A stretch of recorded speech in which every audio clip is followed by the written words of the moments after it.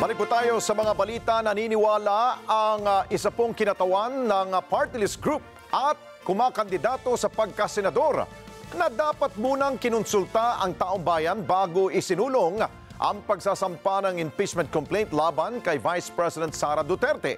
Kumbinsido siya na may tuturing na pagpapasikat o pagyayabang lamang umano ang ginawang proseso at hindi nasuring mabuti ang nasabing hakbang laban sa pangalawang Pangulo.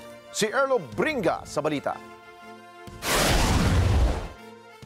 Sa patuloy na pag-usad ng impeachment complaint laban kay Vice President Sara Duterte, naniniwala naman si PTP Laban Senatorial Candidate Rodante Marcoleta na dapat na konsulta daw muna ang mamamayang Pilipino bago itinulak ang impeachment complaint laban kay Vice President Sara Duterte. Kabilang yan sa ipinahayag ng senatorial aspirant sa ginawa nitong pagbisita sa ating mga kababayan sa Tuguegarao City sa Cagayan.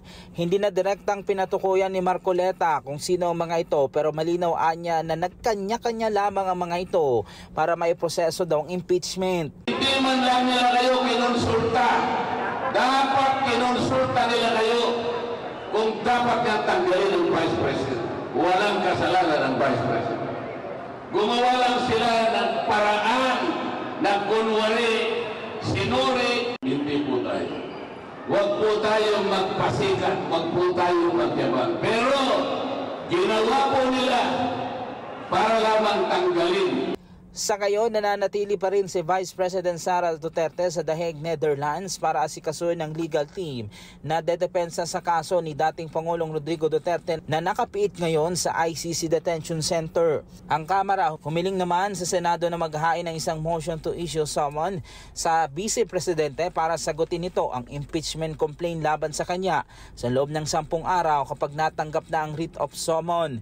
Naniniwala naman si Marcoleta na nasa tulong ng itinalagang defense team sa pangunguna ng British lawyer na si Nicholas Kaufman ay maaakwit ang dating Pangulo na kasalukuyan nakapiit ngayon sa ICC Detention Center.